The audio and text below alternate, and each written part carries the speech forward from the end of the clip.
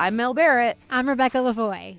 Welcome to Something's Off, and I am wearing a squish something. I am don't so know. disappointed that I didn't bring. I was like too chicken to wear my costume down here. We but- should have coordinated. This was a last minute thing. My partner Lindsay went to Aldi and she found this, and I came home and she was wearing it, and I stole it from her. So Well, Happy I will Halloween. say, people are going to take us extremely seriously now. Totally. That's why I'm wearing it. Yeah. I mean, as if they are anyway. Anyway, welcome to Something's Off, the podcast on which we discuss things that feel off to us. And we're coming back quickly after an episode we released today because, I don't know when you're going to release this, but technically we're taping this on Friday. So the first one came out today. There's a couple things that one thing hadn't developed yet and one thing we forgot to talk about. So we thought we'd come back and talk about it. So first off, Judge Krupp, who's a judge in Massachusetts. So as you know, some attorneys who are representing other clients, non-Karen Reed clients in Massachusetts, including Rosemary Scapicchio, who's representing Miles King, and this guy Larry Tipton, who's a public defender representing Brian Walsh. They're among the cases affected by the federal document dump that the Norfolk County District Attorney got in the Karen Reed case. Like, they want those documents. And in particular, they want everything related to Michael Proctor's investigation into the Karen Reed case because they feel like it would be extremely relevant to their cases. I think we all want those. We do. We want them. Documents. We all want them. And there was a federal judicial order for the Norfolk County DA to either return or destroy all of these documents, return them to the feds or destroy them right after the Karen Reed case ended. So like in July. And these they other had 30 attorneys, days, right? Yep. And these other attorneys asked for, that to halt. And this is like kicked off this long ass legal battle. And it's been very frustrating because the Norfolk County DA's office, as always, has been slow walking everything, slow to respond to things, all this stuff they normally do. And Laura McLaughlin, who was involved in the Karen Reed case, is also involved, I believe, in the Walsh case, and stopped showing up to the hearings because things at these hearings that were said were sort of contradictory to things she said in the Karen Reed case. So, for instance, she said something like, you might remember this, 95% of what's in there, it supports the state's version of the case in the Karen Reed case, right? And all this other stuff. And when these lawyers are making these arguments, now keep in mind, not only are the documents themselves impounded, but so is the order from the federal bench. So like no one has seen this order except for like Lolly, who never disclosed what the contents of it were until the very last minute, like basically making this something that had to happen very quickly. So yes. As of yesterday, there were only 24 hours left in the new extended time period when the documents could either be not destroyed or not returned. And so these attorneys went to court again in front of Judge Krupp, who is kind of a piece of work. I mean, he's a lot more normal than Bev, but I wouldn't put him on the awesome normal side based on what I saw at this hearing. And it ended up being a two-part hearing because Judge Krupp apparently didn't have everything he needed, especially from Tipton. And the Norfolk County DA person said, so they are always complaining that we are slow and late with things. So we demand that he has this filing ready in 45 minutes. Now, right before this, he had asked the judge if he could have the day. The judge was like, sure. She's like, no, 45 minutes. And the judge didn't even blink. He was like, all right, sounds good. Can you do that? And the guy was like, sure. So he put in this 4-page motion. And as a result of this 4-page motion, I had to have a second part of the hearing later in the day, which I was able to watch thanks to Melanie Little, who streamed it. And essentially, the judge said, here's what I'm going to do. Because I've now heard, because the Norfolk County DA person said that she was meeting with the feds tomorrow, meaning today, to return all the documents. He said, I am putting an order in place, the preservation of a complete set of the federal materials that will now be returned to the feds. So he basically has an order for the feds to preserve their own documents. Okay. Whether or not this order is enforceable is completely unclear because he's responding to a federal judicial order that was to the NCDAO's office But now he's saying to the feds themselves, you have to preserve all these documents. Now, it's not clear whether or not that's enforceable. And I did a bunch of research today, and lawyers also are saying, like, it's not clear, but this is what the thing says, and this is what he said. And I watched the hearing. And the other issue is that he's basically kicking off potentially a whole new legal process for these teams. Well, they will now have to do TUI requests and brand new sets of petitions and potentially hearings and all this stuff to get these documents back. One interesting thing that happened today when Tipton was arguing that during the second hearing was now he can't say things specific about these documents. Nobody can because they're under seal, right? Or under seal, or what do they call it? Impoundment. Tipton is Walsh's attorney, Brian Walsh's attorney. Brian Walsh is accused of murdering his wife, Anna, cutting up her body, putting it in dumpsters all over the place. And he's accused of it, and it's alleged because there's no body in that case. And Proctor was also involved in investigating this case, as well as the Miles King murder case that Rosemary Scapicchio is defending. So Tipton can't say what he knows is in the documents that he needs. He can't say that, right? He's not allowed to say that. But he knows there's stuff in there that he can use. For one, he wants the ARCA reports. And the Commonwealth is like, why would you need crash reconstruction reports? And it's very clear it's because he wants to show that they came to a completely different conclusion and Michael Proctor did something else anyway. Like, that's very obvious. The other thing that he said was that he said Proctor, in his interviews with the feds, the grand jury, et cetera, was pushed back on by prosecutors about essentially lying in that proceeding. Lying to the feds. He couldn't say exactly, but it sounded like he was talking about grand jury testimony. But apparently what he said was Proctor received a tremendous amount of pushback from the federal prosecutors in this case about his lack of truthfulness and candor. And basically what he's saying is, there's more evidence that Proctor's a liar, and it's in these federal documents. So we want them. So now the documents are going back to the feds, and they have been ordered by this judge, Krupp, to not destroy them. And again, it's not clear whether or not he has jurisdiction to do that, and also unclear what kind of legal hoops these teams are going to have to go through in order to get these files. Now, I'll just say, Lisa Beatty was the person for the Commonwealth here, the NCDAO, and she said, quote, they've had all the time, and I would ask the defense be required to submit this in 45 minutes. They've had all the time, she says. Anyway, the gall. So, yeah.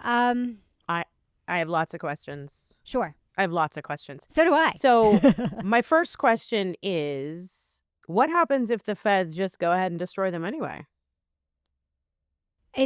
I don't know if there would be any recourse. Now, the judge expressed his doubts that they would destroy their own materials. I agree with those doubts. I think it's unlikely that, given how we know these offices work, sometimes they work on investigations for years and years and years and years, or drop investigations and then return to them. We've heard that again and again and again in recent years.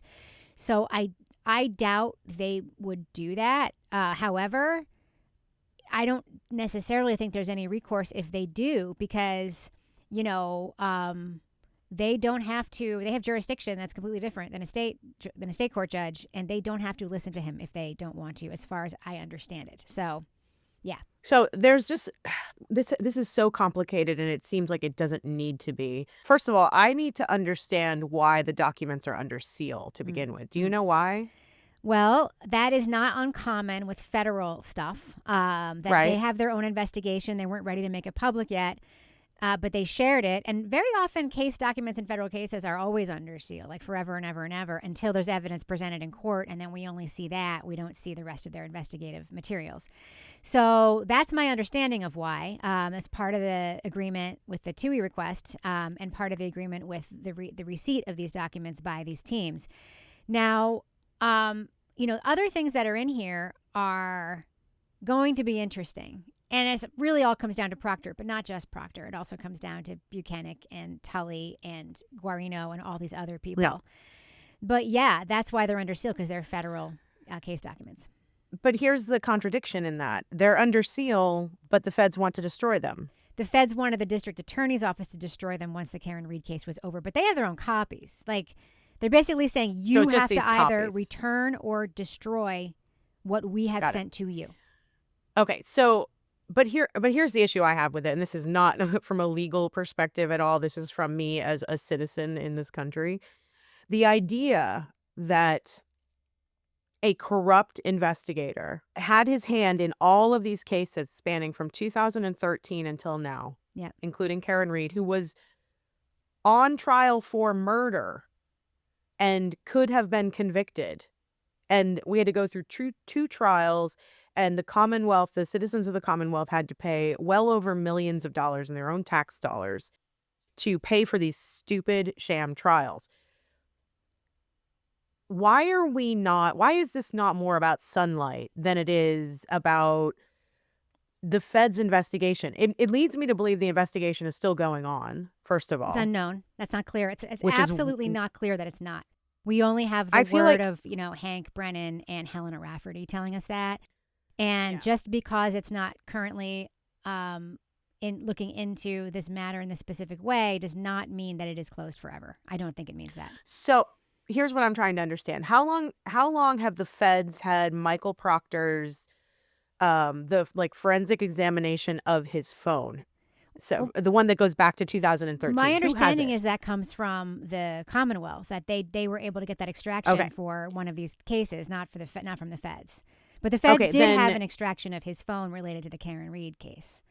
then the case with the feds shouldn't be closed because this is new evidence and new Or there information. might be a new case.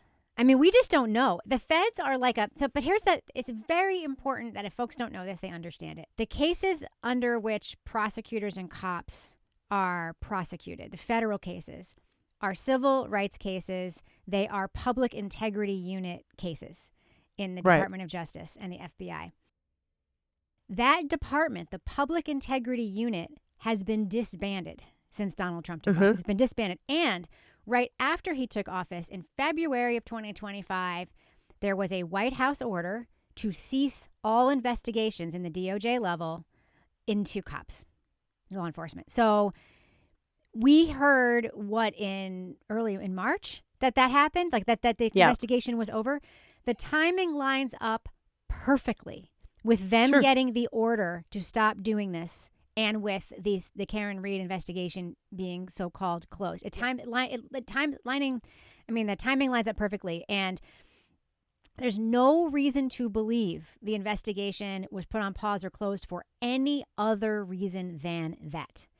The Right. feds would not have said, despite what Jen McCabe said on the stand, despite what Hank Brennan said in court, despite what Helena Rafferty said, Yeah. there is no way on earth that the feds said, not only are we finished, but everybody that we looked at has been completely exonerated. No, Yeah, now it's been cleared. no. No.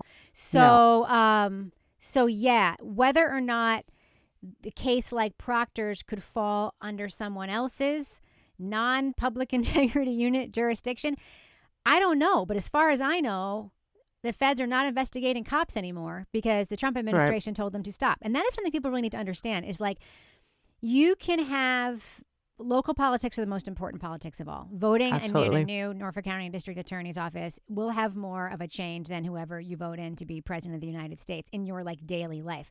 However, the current administration is using the Justice Department in a way no other administration has used it before, as a personal law enforcement and a personal legal department.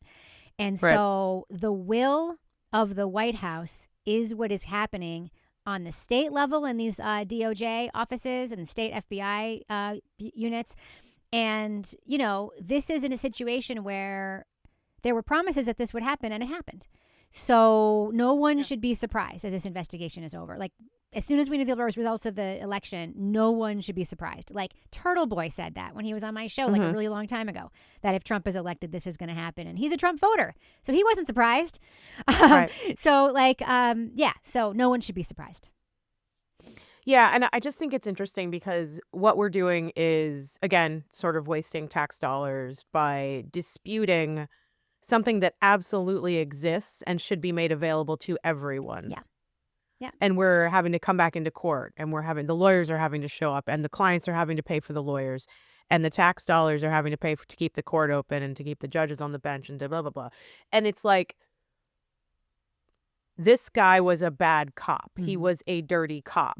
Just put it out there so that the people understand. Because what's going to happen is anytime, it's kind of like the Epstein files. Anytime you keep this knowledge from the people, they are going to question the decisions. Oh, yeah. They are going, I mean, so I don't understand this part of our justice system where, and I'll say this goes back to the Karen Reed trial too, when Bev wouldn't allow anything from the federal investigation, like the fact that she wouldn't allow them to say that there was a federal investigation and that the people who were interviewing Jen McCabe were FBI agents. Like, when you keep information like that out, the truth is never black and white. There will always be a gray area for some people. Right. So there are always going to be people, if they don't allow the public to see these messages as it pertains to all these cases, there's always going to be this gray area. Like, was Michael Proctor, rolled? Was he actually a bad guy? Which, I have an opinion about that, but that's because I know what he said in text messages about Karen Reed. So what if there are text messages, which I assume there are, of him using the N-word about a suspect? Or there's, I think it's safe to assume that there are probably text messages along those lines. Absolutely. And then I don't know if this has been, I don't know if anybody has actually nailed this down or not, but the idea that he would have explicit images of a sexual assault victim on his phone. Well, no, he named a sexual assault victim, and there were personal images that were not his in his text thread. So they didn't say that those two things were the same. They said they were two separate things. Okay. Actually, Melanie Little suspects that the intimate images, some of them might be Anna Walsh. I don't know why she suspects that, but oh God, she said that the way something kind of played out, she says, that might be something to consider. Who knows? Because she's like an attractive woman. I'm like, if this investigator who was working for over a decade for Massachusetts State Police, how many cases did he touch? Yeah. And how many of those people, if there are wrongfully convicted people based on his investigation, not all of them are going to get their day back in court because they either can't afford it, and to win an appeal is so, so, so difficult. Right. So even if there are rightfully convicted people under his, yeah. I'm sorry. Yeah, that's true. If he was investigating an actual murderer who actually did a murder, like Brian Walsh seems to have done, that guy probably shouldn't be tried for that murder if the investigation was tainted. I mean, you don't have to have watched every single episode of Law and Order and SVU, which I have, in order to know this. This is just like a tenet of our Constitution. And the investigation into all these things was likely tainted. And I'm not saying that victims should suck it up and know that these guys are. No, everybody should care about this. Everybody should care, even if you are the one most affected by it. Because, as we've learned, it could be you. It could be someone you love. It could be... And don't you want the procedure to convicting the person that you believe killed your loved one? Don't you want that to be a clean thing where everybody can sleep at night? Like, I do. And I don't want to... Don't at me with a clearly you've never been a victim thing because you don't know anything about me. But I would want that. I want, clean, clear, fair processes where everybody can sleep at night, even if it results in an exoneration by a jury or something, because that is what the Constitution affords us as citizens of the United States of America, and we should care a lot about that. Absolutely. I mean, I don't want murderers to not go to jail, but murderers still have constitutional rights in this country. Yes. And we are really day by day losing our due process. And you might think that it's somebody else is having to deal with it. Like, I'm not breaking any laws, so it doesn't affect me, until it does affect you, until something happens to you and you find yourself in court, like Karen Reed.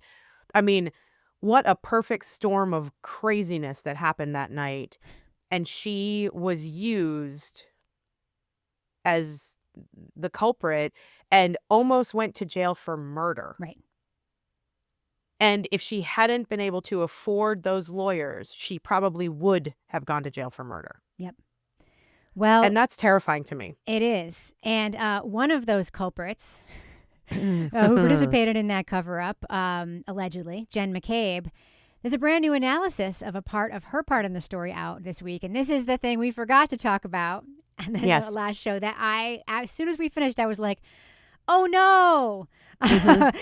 So if we can talk about that. Yeah, of course. There's a content creator named Samantha Beningo who her channel is called I Don't Belong Here with Samantha Beningo. She's amazing. And she's a behavioral scientist. She's a therapist with 25 years of experience. She's a PhD candidate in psychology. She did a thing that I will tell you, honestly, I usually hate when people do this because she basically has a new audio enhanced version of Jen McCabe's 911 call the morning John O'Keefe's body was found on the lawn at 34 Fairview. So she has this new enhanced recording. So what she said she's going to do, she's like, we're just going to go through it and I'm going to stop it and tell you what I think things mean. And now there's a lot of demeanor interpretation here, which I don't believe in and do not like. Demeanor evidence is when you say, well, this person isn't saying this in the right way, or is this how you would behave if they're not showing any emotion? Yeah, or they're showing too much emotion. Like you can't win. Right. And demeanor evidence is responsible for so many bad convictions, so many of them, especially of women, by the way. And so, but that's not the only thing that was going on here, even though there was something in her demeanor that I did clock. And I would like folks who want to check out this stream of this enhanced audio that Samantha Beningo put together to see if they noticed this as well. So do you remember when Jen McCabe was on the stand in trial 2 and she had a completely different affect than she had in trial 1? She's just a soccer mom. I believe her affect is actually fair game because we've seen her affect be so different in 2 different proceedings. For sure. But her demeanor in trial 2 and her affect was of this quiet, calm, bewildered, normal mom, right? And she did a thing with sort of affected, put on stuttering. I don't know. This was a very common thing she did when we knew she was not telling the truth about things. They had been out. They had been out. That's 4 repeating he pronouns. And then she makes the correction to they. Not we had been out. Not all of us had been out. But he had been out. And then they had been out. This is deception. We knew it because we'd seen her before. And we also knew what she said to the grand jury. We know all these things. And then we hear her making up a new version of the story or having rehearsed a new version or rehearsing ignorance, saying, can you be more specific? I don't understand the question. But when she would sort of get to a certain place, she had this very hesitant, like, okay. She does that on this Yes, she does so many times. Yeah. But she was so combative in the first trial. Yes. Especially with Alan Jackson. Yes. And she was just like, she was arguing. She was being obstinate. She just would not give him any answers. And she was sort of just going at him and also being the snarky soccer mom. Yes. And she completely changed everything for the second trial. Most of you have already seen her testimony or you've at least seen clips of it. But she also got her hair and makeup did. Oh, she had a whole makeover. Yeah. Like legit, she looked as good as Jen McCabe could look probably for that second trial. Which I don't mean that to be like dickish, but like people do have a limit of how good they can look, right? People have a limit. Like, that's amazing. I haven't hit my limit today, but there are days I'm not where sure people have a limit. I think that you can do a lot with hair and makeup. And sure. I think she came into, I think she had a stylist who was like, 100%. Let's make you look soft, honey. 100%. Yeah. And they all shared that big cross necklace. But I do think that there is a cap on how someone can look. Like, I don't think you can turn me into Cindy Crawford. It's just not possible. Everyone has a cap. You can. I'm telling you can. Well, sure, with AI and shit, but like in person, right? On a closed circuit camera in a courtroom, you have a cap for sure. There are days where I'm like, oh, I'm pretty close to my cap. Most days I am like, I'm pretty far from my cap. But everyone knows that there is a limit. I think she reached her cap of how good Jen McCabe can look in trial too. And she was wearing a tremendous amount of bronzer, which completely covered up how red she becomes when she's unsure of what she's saying or gets angry. I think you're discounting the work that drag queens do every day. Oh, you're right. You're 100% right. You're right. I'm not being a good ally. I'm erasing a whole percentage of the population. That being said, even a drag queen probably has a cap on how good they can look. Okay. So, so if people are like, "Oh my God, these fucking PC assholes," anyway, and this is how we got fascism. Hey, anyway, gay people, gay. Anyway, so. The other thing that is notable, there are a couple of things that are notable that she says on this call. One thing is her straight up volume and tone. She's extremely quiet, and it sounds as if she's trying to have a private conversation with this dispatcher, right? Okay, do they know how to do CPR? Do they want to attempt CPR? Can you guys, Carrie, can you guys do CPR? No, I guess he's gone. Okay, they don't feel comfortable doing so? Right. No, I think he's passed away. No, I think he's passed away. So he says, oh, they don't feel comfortable doing it. And she's correcting him. She's not saying, no, they don't feel comfortable doing it. She's saying, no, you don't understand. I think he's passed away. Do you understand how significant this is? No.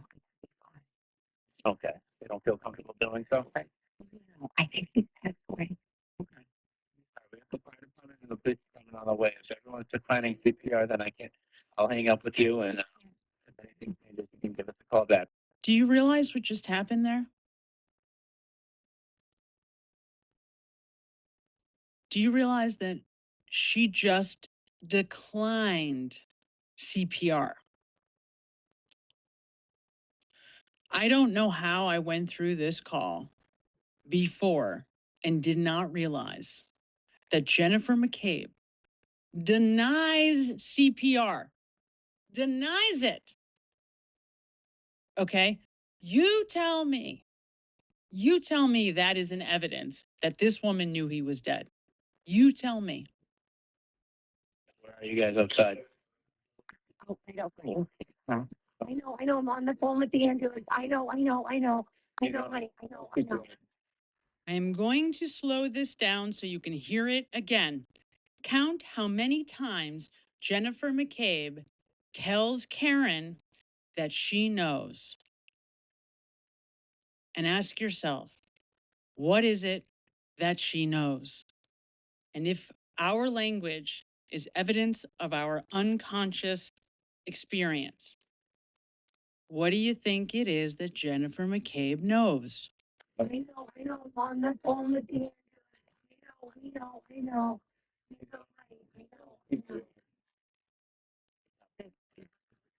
Sorry, you gotta get off of me.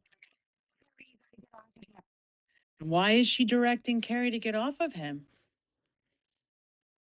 Because he's dead. There are some interesting moments. She says, for instance, he asked if John had been drinking, and she said, yeah, they had gone out to go. They had gone out. She completely divorces herself from this story again and again and again. And that to me was the most stark example. Wait, go back just 1 second. I want to add something to what you said, or I want you to add something to what you just said. Yeah. You said that it seemed like she was trying to have a private conversation. Yes. Why was she trying to have a private conversation? It sounds like she doesn't want Karen and Carrie to hear what she's saying to the guy. That's what it sounds like. Because she keeps saying, I think he's dead. Yo, I think that he's was the gone." thing. Well, there's two other things. The other thing was she kept saying, I think he's passed. I think he's passed. And it's like, there is no way. She's so adamant about it. There is no way that you could know if he's passed. And that was in the context of a conversation. There were two sections about CPR where they were performing CPR on him in the snow. Yeah. Factually, we've seen the cam Yes. footage. She was telling the dispatcher that they didn't want to perform CPR on John O'Keefe. And he said, they're refusing to do CPR. You're denying CPR.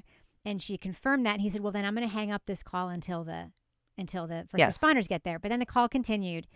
And she kept saying, I think he's passed. I think he's passed. Meanwhile, these two are out there doing CPR, screaming. As we know, when you're in the cold, like you're frozen or whatever, but there's just no way that she would have known.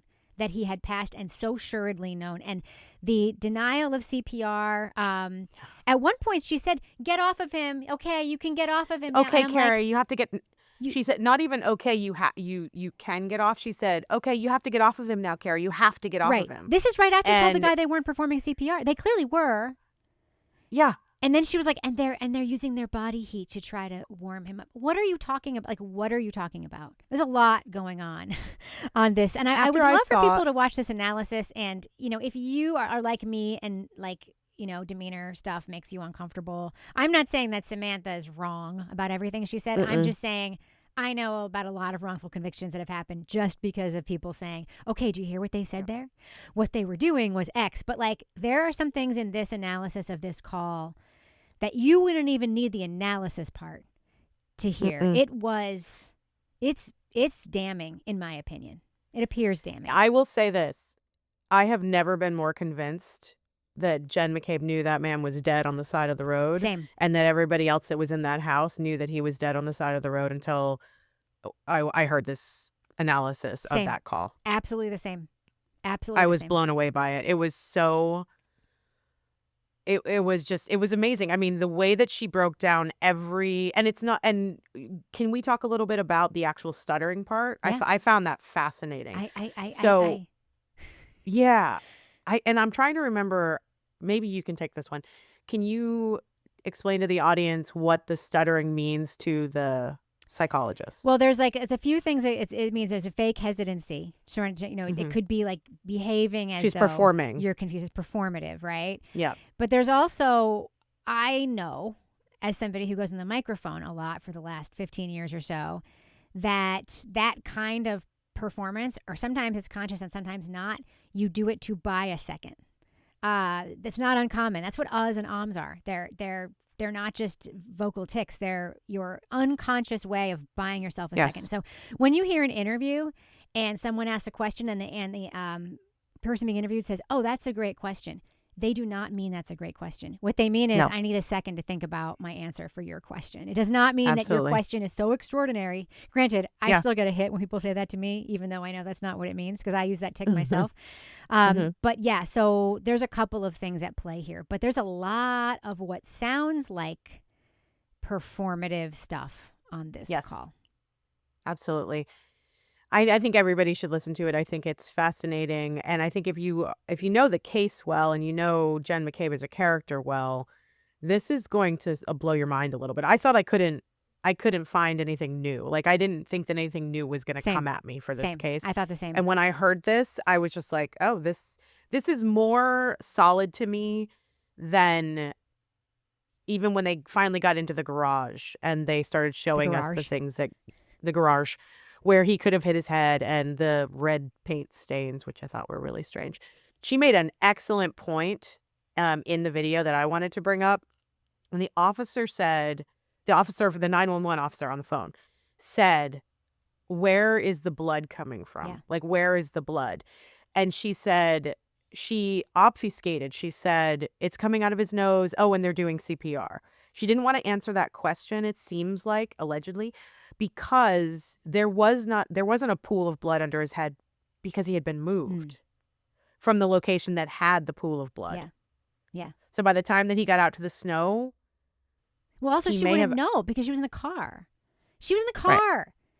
She wasn't out there looking at him. She was in the car, and she said things as if she had been involved and was out there and she was like running back and forth. She wasn't. She was sitting in the car. This is, to me, I always found really damning the 6-second call to her sister. Oh my gosh, that me she too. made from the car that was picked up. That she's whispering. I wish I really knew what she was Reed's, saying. Yeah, it was picked up on Karen Reed's message that she was leaving for John O'Keefe. Karen Reed threw her phone in the back of the car when she ran out of the car, and it was still recording a message on John O'Keefe's voicemail, which I think is the only reason why we have that, right? Because they didn't think to check that. And it sounds like she says she did make a call that did connect, and it's to her sister Coco's phone number. And it sounds like, now granted, this is very much a ghost hunter situation where you can enhance audio, and if you think it's something, it'll sound like that thing. It sounds like she says they're sending help. Yes. With no other context. Not, oh my God. Very quietly. She definitely didn't say, John O'Keefe is on your front lawn. She definitely didn't No. say that. And then she just denies making the call. Like, it's just like it didn't happen. It didn't happen. And it's like, it did. It's on your records. It happened. You know? And Oh this my is gosh. not But when so Brian is- was allegedly fucking his wife and, you know, hitting buttons on his phone. By the way, never happened to me. Never. I have never butt dialed on my iPhone. Unless I had a phone, like a call open that I just canceled and I accidentally hit a button that way. But Yeah. like to have a random butt call when you haven't been on the phone, it doesn't Yeah, happen it's usually that way. when you've been on the phone that people because they put it back in their pocket with the the Yeah. number still open. But the thing that I do get all the time is I'm listening to an audiobook and I have my phone in my pocket and my ass will change the chapter. Yeah. That drives me And I'm nuts. like, It happens to me all God the time. fucking damn it. I know. Luckily, if you're listening on Audible, there is a tool that you can look at your history and you can always figure out where Oh, you yeah. were when your butt changed the chapter. Absolutely. Tip of the day.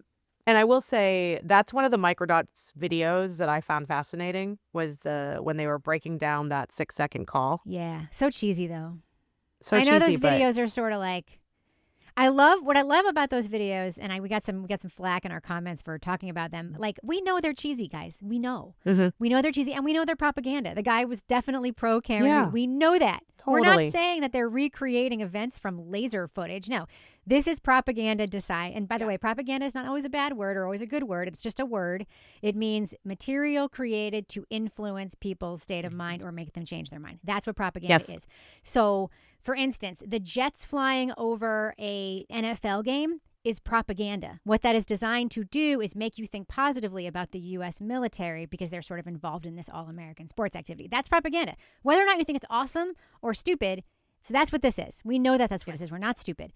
We know they're cheesy, but they are also illustrative in sometimes very interesting ways because they do take physical spaces. He does take physical Yes. spaces and show you, you know, the car in a spot and the headlights and the this and the that. The Brian Higgins video was compelling. Come on, So let's be compelling, honest about so that. helpful.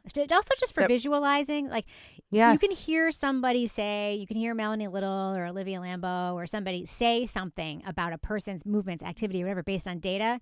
Seeing it in a recreation is abundantly Yes. helpful, which is why they have them in every true crime documentary. Absolutely. Absolutely. But they are cheesy. The only other thing that I missed, I remember texting you yesterday. I was personally kind of excited about this, but one of the things that I forgot to mention in the Kelsey Fitzsimmons case is that Martha Coakley has joined her defense team. Really? And if you don't know who Martha Coakley is, she at one point ran for governor, and I voted for her while I was there. I was hoping she was going to be governor. And she's an amazing lawyer, and she's joined the team. And I haven't seen her on a case that has this much, media attention on it in a while. And so, I don't know, I was just very happy to see. I meant to mention it to you because I figured it would mean something to you as well. But yeah, Martha has joined the team. That's amazing. She was in court the other day. Yeah. It's really I interesting. went She's back a and high-profile listened. person in Massachusetts. She really She was the is. Attorney General of Massachusetts. She was the attorney general and she ran for governor. I can't believe she lost. I was shocked by that. Was Maybe they was she didn't- running against Romney at the time? Who was she running against? No, she was running against Charlie. What's his name? Oh, yeah. Baker. Chuck Baker. Baker. Chuck Baker. He wasn't a bad governor. He's a Republican. Oh, every He- Republican governor of Massachusetts has passed what the rest of the country would call the most liberal shit. Massachusetts has health care for all, and it was Yes. Mitt Romney who Yes. did that. They also have the most most stringent rules around expanded Medicaid and Obamacare. So if you're on Obamacare and even if you get insurance through your workplace, if you have insurance in Right. Massachusetts, they have all these regulations about the stuff it has to cover at capped Yes. prices. So like you have to cover Yes. fertility treatments, you have to cover reproductive services, you have to cover all these things. And so a lot of people in New Hampshire who have jobs in New Hampshire and have health insurance in New Hampshire from their jobs, I have employees like this. They live in Massachusetts and they have a way Yes. fucking better health plan than I do, even though it's from Cigna, even though it's both from Yeah, Cigna. Mass Health, like the government health care in Massachusetts, is some of the best health care in the company. Mitt I mean, Romney. the country. Yep, Mitt Romney. Who's a and they Republican, by the way, also- for those of you who don't know who he is. He ran for president. Very, very Republican. And They were the first. Were they the first? It was either I think it was Massachusetts for marriage equality, 2004. 10 years before it actually happened. Yeah. It's one of the reasons why when I moved there, folks in my community had been living with it so long that they didn't realize how bad it was outside of Massachusetts, because it was just, That being said, all that being said, yes. Most residents of Massachusetts are registered Democrats, but some of them are very Yes. conservative. There is a big racist ass history in Boston. I was just about to say, the most that place is one of the most racist city racist people in the world. Every athlete who's ever played there, or every athlete who's ever competed there from other cities, will say that. People who live there, it's just got all of this horrible racist history around busing and segregation. Yes. And segregation is Busing. still in place in the Boston Oh, schools. yes. It might not be the law, but it is factual. And it also has, a real... I would call them old school Kennedy Democrat vibe in parts of the state, where it's like, for sure. I hate all the liberal ideas, but I'll never vote for a Republican, like kind of situation where it's like they actually hate people on the Maddie left. Walsh. But their dad worked for Kennedy, so they'll never not vote for a Right. Democrat. It's a lot of that kind of situation. Or Whitey Bulger's brother. Exactly. That's right. Whitey Bulger's brother from the state Senate, right? Yeah. My He God, was high up. Whitey. He was Yeah. so high up. I You know used to live right down the street from where Whitey, I lived in Somerville. Somerville. Somerville. So that's where all of the Whitey's gang used to hang out. So all the pubs they used to go to. And there were definitely in Teal Square where I lived, there were all these business, these fronts, This is even businesses. better. Not only was he a state senator, he was a Senate president from 1978 through 1996. Yeah. And then he went on to become president of the University of Massachusetts. That's true. Yep. Billy And Bulger. then there's Tip O'Neill. Tip yeah. O'Neill. There's a huge mural of Tip O'Neill in Cambridge on the side of a library, and it's him with all these children, and it's just anyway. It's so weird. Nobody It's- knows so what we're talk talking about about. but- propaganda. Also, Yeah, right. Billy Bulger lost his presidency of the college system when he refused to testify at a federal proceeding about his brother Whitey. Yeah. So just FYI, he did have a consequence, but they're all fine. They're all fine Except for Whitey, not fine. Not so fine anymore. R.I.P. Anyway. Whitey Bulger. Anyway, What are we even talking about anymore? Massachusetts is wild. I love it. I love the history, even though it's horrible. I love to know about it because it's a college town too. So there are 5 or 6 major universities, so many universities within and a colleges, 5-mile radius, right? So there's Tufts and BU and BC, Harvard, Berkeley, BC, MIT, Harvard, MIT, and then Wesleyan's right and then down the street Stonehill, and then a ton of little colleges too. Yeah. So it's very transient. You have a bunch of college students that have never lived there before, don't know how to drive there, and then you've No got one these, knows how to drive there. I knew how to drive. I drove really well there. Fucking It took scary. me years, but I got there. The first time I ever got into an actual car accident was in Boston, and I was on a one-way road, so the cars are parked on both sides. So there's only room for one car to go down the middle. Yeah. And it's my cobblestone or passenger- some shit. Yeah, my passenger goes to open the door, and a delivery truck just blows by and rips my door off my car. Yeah. And the last time I got into an accident, I got hit by a fire truck. Oh. So anyway, But I'll just say it's a fucking weird place. It's also when you go there, if you've never been to Boston, if you go to the historic district, like Faneuil Hall and stuff, there's all these reenactors dressed up like Revolutionary War people and early Americans, and then you got to see them walking to and from work from their apartments in these Pilgrim or Revolutionary era clothes. It's wild. So you see people walking Have you around with ever tricorn seen- hats, it's wild. have you ever seen Paul Revere's Run? Happens No. every year. I know it on happens every year. horseback. Yeah. Right down Somerville, Medford, right down Mass Ave, the busiest thoroughfare basically. And there's a bunch of guys on horseback just being like, the Reds are coming, or whatever they say. Paul Revere was a Smith, by the way, and you can buy Paul Revere pewter wine cups at Faneuil Hall. But I would not recommend buying them there. I'd recommend buying them on eBay. They're a lot cheaper. Okay, And that's my also, Boston if you tip. go to Boston, go to the North End and get some Italian food. 100%. Go to 100%. Mike's and get a pastry. But yeah, I think Boston has a rich, interesting history. It's an awful history. And I mean, let's talk about the molasses flood. Do you Oh, remember the yeah. molasses flood? Yes. And people say that that part of the city still smells like molasses on hot days. I think that's a I'm sure myth, it but does. you I don't never know. know. I think it does. What was it? It was like, I don't even know how many tons of so molasses. much molasses. People died underneath the molasses. It's Mm. insane. Anyway, all right, we have really gone off the rails, and we've already done Tangent 45 focused minutes. podcast. And this is amazing that we're putting out another episode this week. I'm going to try to get it out either today or first thing in the morning. All right. Well, folks will take you very seriously no matter I know. when it gets out. I got this. My favorite was you talking about our taxpayer rights and dollars while wearing your whatever the hell that is. Squishmallow, apparently. You look like a candy corn. His name is Ernest. Oh. All right. So I was going to put Ruby in her pig costume, but I figured she would be moving around a little too much for that. All so. right. Well, thanks so much for letting me come back and fill in the gaps in our previous coverage, Mel. I appreciate it. Yeah, absolutely. And we will see you next week unless we're back sooner because there's more breaking news. Happy You never Halloween. know. Happy Halloween. Okay. Bye.